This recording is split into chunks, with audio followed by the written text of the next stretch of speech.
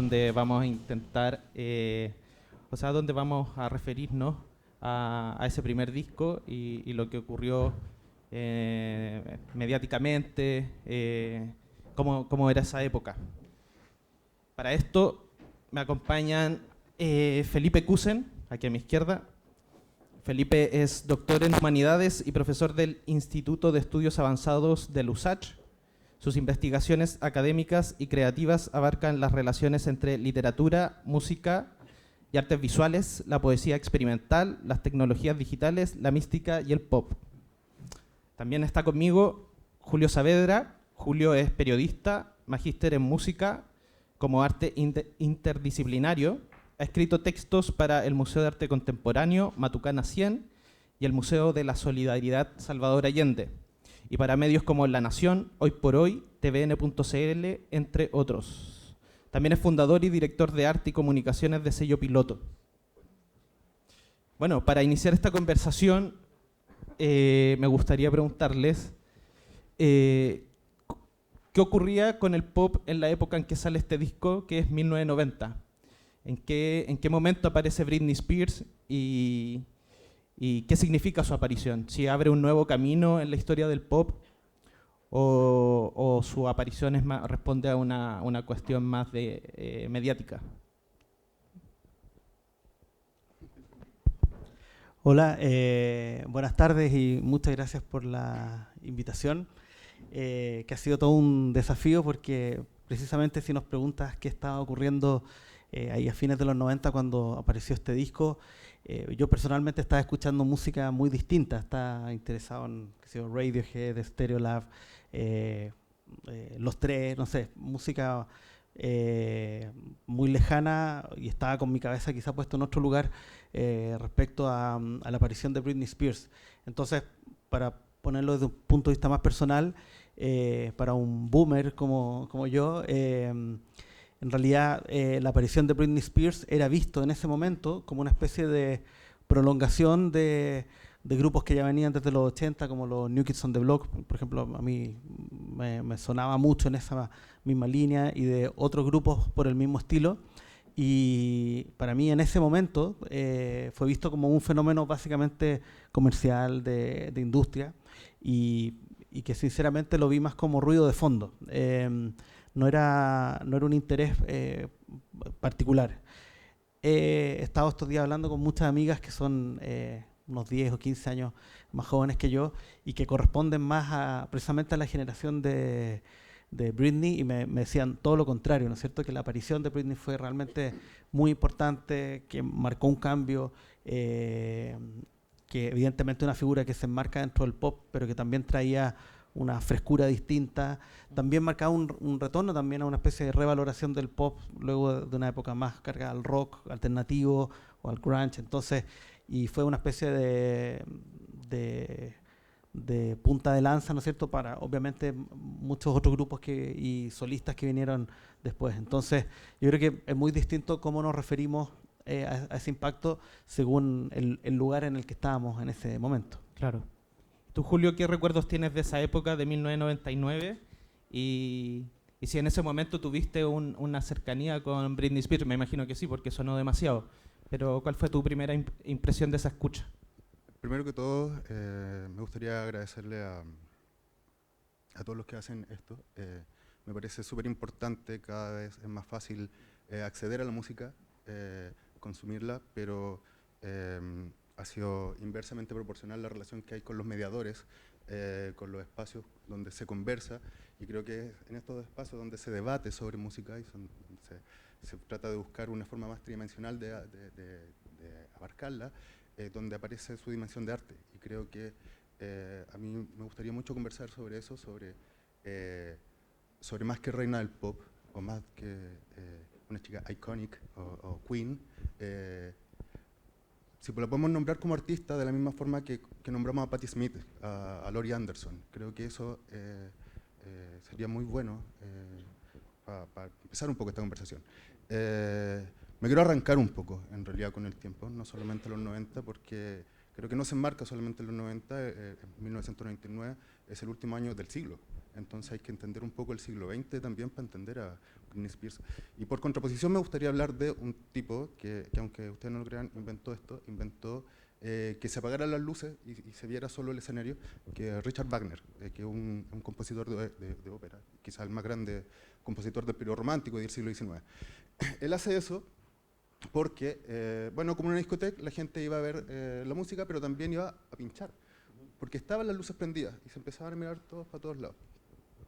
Y Wagner dice, no, acá lo importante es lo que está pasando dentro del escenario. De hecho, él le construye un edificio que se llama Bayreuth, que tiene el foso de una forma particular para que no se vea el director. Eso es un gesto muy importante para el siglo XIX, donde estamos hablando de la idea del genio.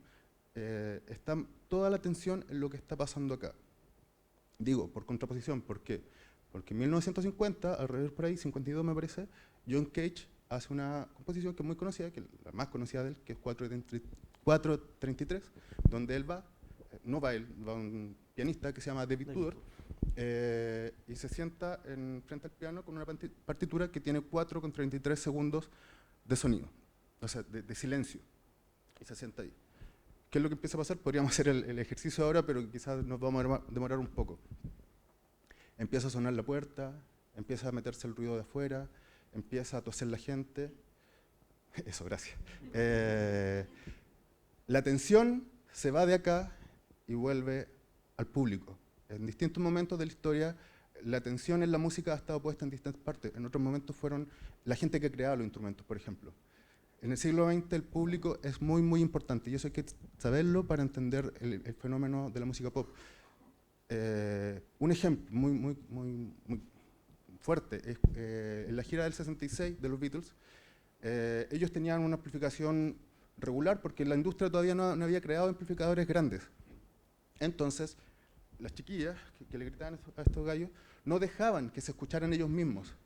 Entonces, después de eso, John Lennon dice, no toco más en vivo, y ahí se guardan en los estudios y crean los que son supuestamente los discos más importantes.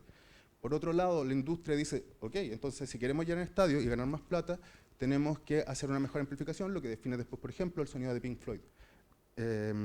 Esto después pasa en el hardcore, o sea, es muy importante en el hardcore cómo se va diluyendo, por ejemplo, la línea entre los que están abajo y los que están arriba. En las raves, el raving incluye ir de una fiesta a otra, o sea, ni siquiera tienes que estar escuchando música, o ni siquiera tienes que estar en la música para ser raver. Y ahí ya nos estamos acercando un poco al tiempo histórico que nos interesa, y creo que para llegar a Britney hay que pasar por Madonna. ¿Qué pasa el 90-91? Vogue. Madonna va a las calles de Nueva York, donde minorías racializadas, negros, latinos, homosexuales, están haciendo las posturas que se sacan las modelos para las portadas. Claro, alta costura y todo eso. Y llega, agarra 7 bailarines y hace un gira con ellos. Hace una gira con ellos, y no solamente hace una gira con ellos, hace el documental En la cama con Madonna. Increíble. Entonces, como ya el público, esa gente que está en las calles, la mete a su territorio. Pero ¿qué pasa? Hay muchas demandas contra Madonna. Y uno de esas demandas es porque Madonna, no sé cómo se dirá ahora, cómo será lo correcto. En mis tiempos se decía sacar del closet. Saca del closet a uno de sus bailarines y la demanda. Entonces ahora ya no estamos hablando del público, sino que estamos hablando de la capitalización de la intimidad. Y eso es muy importante para entender no solo a Britney, sino lo que va a pasar a nosotros en el futuro. Y bueno, Britney aparece a fines de los 90 y me imagino que llama la atención porque encarna cosas que estaban ahí flotando socialmente, o sea, por algo se convierte en un icono pop y llama la atención de esa manera. Sí. E incluso llama más la atención, en ese momento salen muchos proyectos asociados al pop, o sea, es una buena época para el pop, estaba muy en los medios, pero ella llama la atención por sobre otros proyectos, no sé, contemporáneos como Cristina Aguilera. ¿Por qué? ¿Cuáles son los atributos que tiene Britney Spears que le dan esa notoriedad? Mi teoría personal que he podido elaborar solo en estos días recientes, porque como te decía, Britney era una figura que conocía perfectamente, pero que jamás le había prestado una atención más importante, pero yo hice el ejercicio de escuchar varias veces el disco, ese primer disco que tiene el mismo nombre. De hecho, lo escuché porque no sabía si la invitación era a hablar del disco o del single que se llaman igual. Bueno, dije, lo voy a escuchar. Y efectivamente, ese primer single en realidad como que ensombrece el resto del álbum. Es claramente una canción de otro nivel, de una capacidad de enganche muy, muy fuerte. Y estuve pensando mucho sobre como la importancia de esa canción, pero realmente mi idea cambió mucho cuando volví a ver el video, que sí lo había visto varias veces, pero también sin prestarle una atención especial. Y creo que es un video extremadamente complejo porque, y eso es mi hipótesis personal de por qué en ese momento la figura de Britney capta tanto la atención. Hay una mezcla muy interesante entre su figura física y esta imagen que ella proyecta de niña vestida de escolar, pero con una voz que suena muy madura. Eso es muy interesante, una voz más ronca, un poco rasposa, que trata a veces de sonar más de una voz de una mujer negra, más que una voz tan, no sé, prístina como podría pensarse de una voz más infantil, ¿no es cierto? Entonces, es muy raro el ejercicio de escuchar la voz y después ver la imagen, como que no calzan así tan directamente. Y yo creo que el video juega todo el rato en una ambigüedad de si no sabes, que no se sabe si es como una especie de mujer más inocente que está llorando por el novio que perdió, o una mujer súper empoderada y que está como dominando la situación. Y yo creo que parte de esa ambigüedad es muy importante porque provoca mucha atracción, ¿no es cierto? El mensaje que entrega el video y la canción no es tan definido. Yo creo que eso es parte de lo que provoca como mucha curiosidad. Y a mí al menos 25 años después me la volvió a provocar y eso es muy interesante. Bueno, y ahí en base a lo que tú dices, ¿qué tanto depende el éxito que alcanza Britney Spears en ese momento? Si se basa más en esta imagen y campaña de marketing muy inteligente que se hizo, o sea, fue algo que se supo vender de manera muy astuta, o Britney Spears significa un hito en la historia del pop y que abre un nuevo camino. Sí, solo antes de pasar y para precisar, creo que es muy importante, claro, si bien la composición y la producción corresponde a Max Martin, que es un grandísimo productor, pero las decisiones del video fueron tomadas especialmente por ella. Entonces es muy interesante. Claro, siempre se piensa de manera como muy, no sé, que hay un grupo de ejecutivos dominando a Britney Spears, y este es un momento de agencia, de empoderamiento de ella, de optar por eso. Entonces es interesante esa confluencia de autorías, de visiones sobre una misma canción y un video. ¿Y el contexto de medios de comunicación, ustedes creen que cambia con la aparición de Britney? ¿Los medios de comunicación comienzan a abordar la vida de los músicos de otra manera? O sea, de los músicos y de harta gente. El 97, 2 años antes, Lady Di muere porque la están persiguiendo a unos fotógrafos. El 98 sale The Truman Show, el 99 Baby One More Time y el 2000 El Primer Gran Hermano. O sea, como estáis viendo más o menos para dónde va el tema de la intimidad, primero de las celebrities, pero después de todos. ¿Y qué impacto consideran que tiene Britney Spears en otros artistas? ¿Logra dejar un legado? ¿Hay artistas posteriores a ella en el que se nota la impronta Britney Spears? Hace algunos días Neil Tennant de los Pet Shop Boys preguntó por las canciones de Taylor Swift. Y yo creo que le complicó a Taylor Swift porque no sé si tiene tantas canciones que todos conozcamos que salgan en Radio Bio Bio, por ejemplo, ¿cachai? Como que mi papá la cante. Britney Spears se las tiene. Tiene por lo menos 10, 12 canciones que están en el imaginario. Entonces yo creo que también se acaba con ella una tradición de la canción pop. Ahora estamos pasando a otra cosa. Tenemos las playlists, tenemos flujos de sonoros, el ambient se puso de moda, el ambient, raro, ¿no? En el 99 no hubiese pensado que Brian Eno iba a estar de moda. Entonces creo que en ese sentido es la capitalización de algo.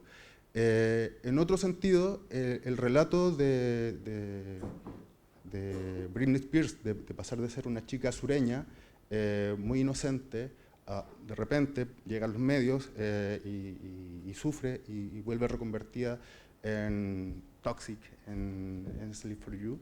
Es el relato de Lindsay Lohan, es el relato de Hannah Montana. y si me apuráis, de Camila Gutiérrez. Camila Gutiérrez es una chica que viene de, que te cuenta cómo ella va a los cultos de los evangélicos y de repente aparece su despertar sexual, las libertades, y a mí me parece que tiene mucho que ver con Britney Spears eso. Y a mí me gustaría agregar, porque en este ejercicio que tuve que hacer a esos años, como te contaba, Britney Spears no la tenía muy en el radar, pero sí en cambio me interesó mucho cuando apareció Supernova, que es un grupo maravilloso, y claro, ahora escuchando con más atención Britney Spears, obviamente, o sea, en esa época quizá lo tenía claro, pero no tanto, ¿no es cierto? Que evidentemente Supernova tenía mucho de Britney Spears, pero incluso también otras cantantes posteriores, como Javiera Mena, por ejemplo, que cuenta que ella estudia las partituras de Max Martin y de otros productores, ¿no es cierto?, como para ir forjando su habilidad para componer canciones pop. Yo creo que también, más allá del sonido y los arreglos que a veces no envejecen tan bien, ¿no es cierto?, por ejemplo, es muy raro este disco completo, que tiene una cosa que también aparece en algunos discos de Madonna de esos años, como unos sonidos muy electrónicos, pero una guitarra acústica ahí, como tratando de parecer guitarra española, así como muy, Sí. como decorativa, y el piano. Claro, quizás eso a mí personalmente no me parece que funcione tan bien. Por las Hay una canciones canción están muy particular, bien. no me acuerdo ahora el nombre de ese disco, que es igual a Ace of Base, porque bueno, eran los Sí, mismos bueno, productores, pero sí, se parece sí, mucho, tiene eso de sí, sí. esa... Sí, sí. Y eso es algo muy interesante del disco, además, que es un disco que no tiene ninguna canción ni muy rápida ni muy lenta. Eso me llamó mucho la atención. A diferencia de de Madonna, por ejemplo, que Madonna tiene súper claras las canciones bailables y las baladas, están como súper diferenciadas. Acá está todo como entre 90 y 100 BPM y como que no sale. Es muy interesante, como que las que parecen baladas son más rápidas y las que parecen bailables son un poco más lentas. Entonces, también nos saca de una lógica de la música pop que antes estaba más cercana al disco, al house, etcétera. Es como una especie de ralentización y que toma también muchos ritmos del hip hop. Y hay una mezcla bien particular de esos años. Bueno, ayer tuvimos una jornada en torno a Kurt Cobain y si bien la música de Kurt Cobain y Britney Spears son muy distintas, la vida de ambos en alguna medida se parece porque ambos se hicieron famosos muy rápidamente, o sea, pasaron de ser unos desconocidos a las personas más famosas del mundo en cuestión de meses. A ambos les costó lidiar con la sobreexposición y bueno, luego se ve un deterioro psicológico en vivo y en directo que los medios de comunicación transmiten. Y tampoco ellos dos es algo que les pasa exclusivamente a ellos, o sea, esa historia también es la historia de otros artistas. ¿Por qué el pop va tan ligado también con este tipo de cosas, con la tragedia, podríamos ponerlo? Porque, bueno, la vida de Kurt Cobain finalmente es una tragedia y lo de Britney Spears, si bien ella todavía está acá, bueno, podemos ver su fragilidad, no sé, es una persona con mucho daño, que la dañaron bastante la sobreexposición. Sí, nosotros, bueno, desde Cristela, Michael Jackson podemos hablar de padres que no fueron particularmente éticos, pero yo diría en este caso, a mí lo que me parece es que Ronald Reagan ya llevaba algún tiempo metiendo el neoliberalismo en Estados Unidos y son formas para mí neoliberales. Yo no diría que fueron afectados por los medios, fueron arrasados esas personas por los medios de comunicación y la industria de la música. Entonces me parece, sí, muy atingente. Si bien podría parecer fácil decir como hombre, mujer, rock, pop, hay algo muy parecido que es que sufren los embates de lo que Bauman diría la modernidad líquida, como los medios ya entran en tu vida personal hasta agotarte. Lo que sí también es interesante, porque claro, ¿por qué le pasa a Britney y no a Christina Aguilera? ¿Por qué le pasa a Kurt Cobain y no le pasa a Eddie Vedder? I don't know. Bueno, y ahí también hay como la contradicción de la figura pop, que por un lado busca conscientemente la sobreexposición y al momento de alcanzarla tampoco la quiere en todos los ámbitos de su vida. Pero ahí... para esta conversación me leí las memorias de Britney Spears que salieron el año pasado, creo, y ella usa una metáfora como bien interesante, yo creo. Y ella dice que cuando niña le gustaba jugar a las escondidas, porque por una parte le gustaba estar escondida, pero el estar escondida y que al mismo tiempo la estuviese buscando. O sea, como se da ese doble juego de esconderse, pero también llamar la atención. Con Kurt Cobain pasaba algo parecido también. Entonces... Sí, pero ahí yo me permito sospechar un poco del relato oficial, lo que decías tú un poco de que ella toma la decisión de vestirse colegiala. En realidad sería bien feo si hubiésemos escuchado que era un director de EMI el que dice, mira cabrita, ponte esto. Y lo mismo pasa con casi toda su carrera. Ella se supone que a los 6, 7 años empieza a querer ella ir a concursos de talento. Eso suena bien, no suena tan bien que digamos que sus papás la llevaron y la explotaron como, insisto, Crystal. Más o menos como lo ideal del capitalismo, como que alguien a los 6, 7 años ya aprendió a leer, vamos trabajando. Entonces, eso, yo desconfiaría un poco de ese relato que nos dice que ella fue una muy menor de edad la que tomó todas esas decisiones de industria. Quizás no quería nada, porque si después vamos a las canciones, Overprotected o Lucky, no están diciendo lo contrario, son muy biográficas, sáquenme de aquí básicamente. Slave for You, Slave for You se llama Slave for You, terrible, soy una esclava para ti. Born to Make You Happy, se puede leer en términos románticos, nací para hacerte feliz, pero también nací para entretenerlos a ustedes, para hacerlos felices a ustedes. Es bien terrible, encontré. Pero ahí también hay un problema, yo diría, específico del pop o de la música popular en general, porque ahí podríamos meter al rock, al pop, a cualquiera, ¿no es cierto?, cualquier estilo, que es esta indistinción, ¿no es cierto?, entre el sujeto y las canciones que está cantando, ¿no es cierto?, que es algo que, claro, en poesía siempre se habla esta figura del hablante lírico, que me carga como término, pero es muy útil para pensar que él o la poeta no necesariamente siente aquello que está contando, ¿no es cierto? Yo, en mi calidad de poeta, siempre digo que soy un poeta que no tiene sentimientos, entonces, y que hay una distinción entre lo que pueda escribir, o Pessoa, o Keats, ¿no es cierto? Hablan de esta idea del poeta como un camaleón que puede ir tocando cualquier sentimiento sin necesariamente estar vinculado directamente. Y eso que en la lírica o en el teatro o en el cine está más o menos, se entiende, ¿no es cierto?, que la persona, bueno, excepto cuando hay alguien que hace de malo o mala en las teleseries y la gente en la calle le grita, ¿no es cierto?, pero en general se entiende, ¿no es cierto?, que el actor o actriz no es la misma persona que está representando. Eso en el pop no existe. O sea, acá estamos leyendo canciones producidas por otras personas, incluso en el caso de Baby One More Time, que fue una canción que no fue escrita para Britney Spears, o sea, se envió primero a TLC, creo, o sea, ni siquiera había una relación directa. Estamos todos leyendo en clave autobiográfica y eso es muy complejo.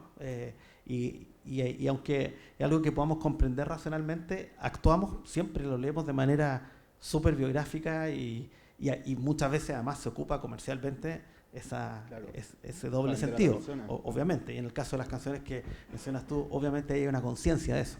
Pero es muy complejo eso yo diría, de la música popular en general, ¿no es cierto? Y al mismo tiempo nos atrae, tiene ese morbo, ¿no es cierto? Que, oh, mira, está contando que está mal, está pidiendo auxilio, y es muy difícil determinar ese doblez. Bueno, no sé si alguien del público tiene ganas de hacer una pregunta o un breve comentario. Nos quedan unos pocos minutos.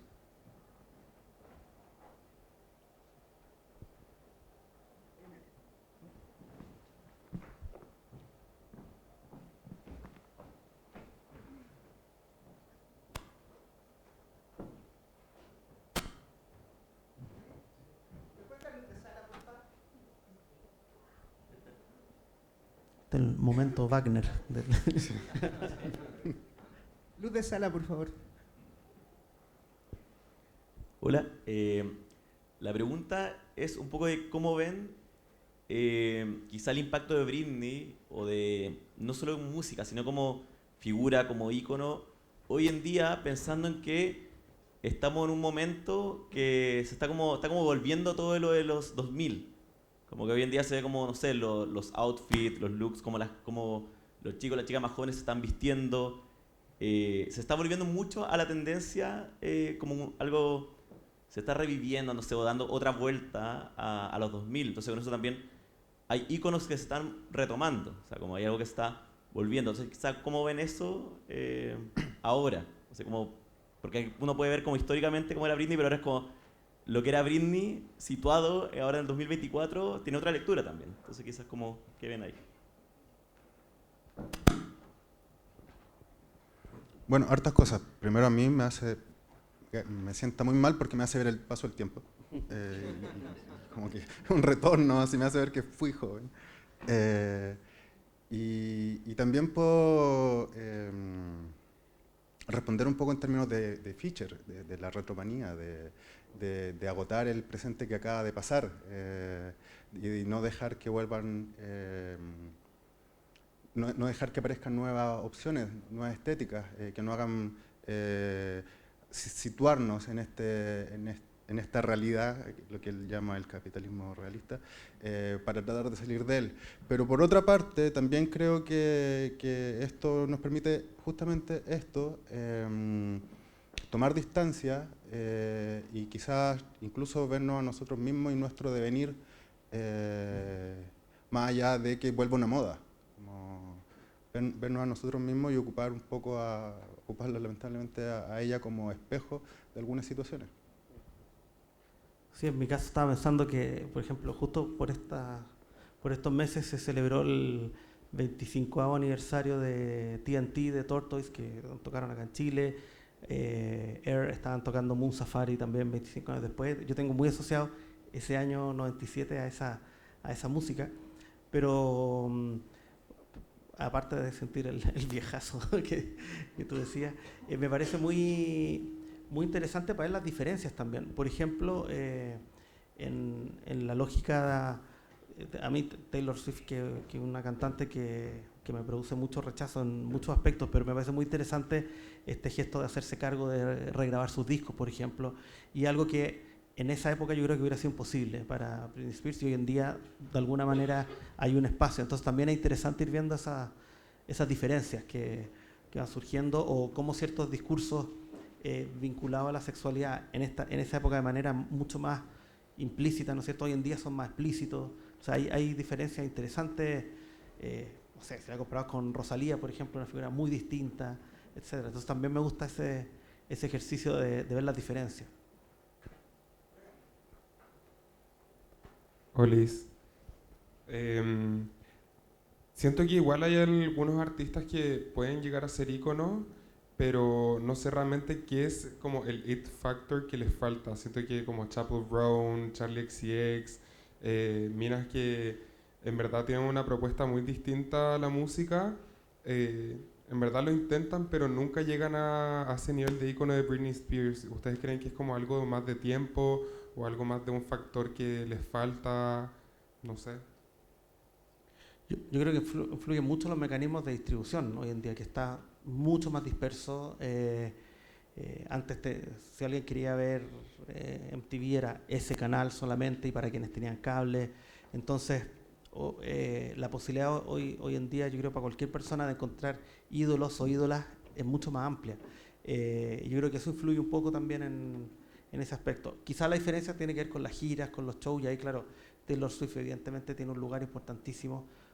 Rosalía, también que mencionaba recién, u otras que tienen un perfil un poco más alternativo, como Billie Eilish, no sé, pero creo que hoy en día hay una dispersión bastante mayor. O sea, yo recuerdo cuando, no sé, en los 80, cuando salió Thriller de Michael Jackson, por ejemplo, de verdad era lo único que se escuchaba. O sea, te gustara o no, era como súper omnipresente. Y hoy en día, esto que hablábamos, no sé, yo no escucho a Taylor Swift, aunque sé que es muy omnipresente, y no estoy escuchando muchas cosas porque estoy escuchando otras más que están circulando. Entonces, creo que hay una mayor dispersión. Chuta, no sé. Cuando aparece Britney Spears, yo tenía 17, 18 años y fue un impacto bien grande, pero yo no sabía que iba a ser lo que es ahora. No, yo le daría tiempo, a pesar, claro, está el tema de la dispersión, de que ya no hería un público tan cautivo como en esos tiempos, que todos veíamos en ti. Ahora, no sé, quizás, no sé si la comparación sea con Charli XCX, que quizás Charli XCX pueda ser como un in-between entre la Björk y Britney, como, a pesar de ser pop. Digo, me parece hay más riesgo acá. Quizás sí pensaría más en Taylor Swift como mainstream, totalmente mainstream. Y ahí de nuevo yo quizás volvería a este sentirnos reflejados a partir de la biografía. Taylor Swift es muy biográfica. Es extremadamente biográfica, básicamente canta sobre sus relaciones en gran medida, entonces quizás por ahí también haya una trampita. Ahora si hay elementos más allá, unos intangibles, yo también creo que puede haber, pero no sabría cómo responder a eso.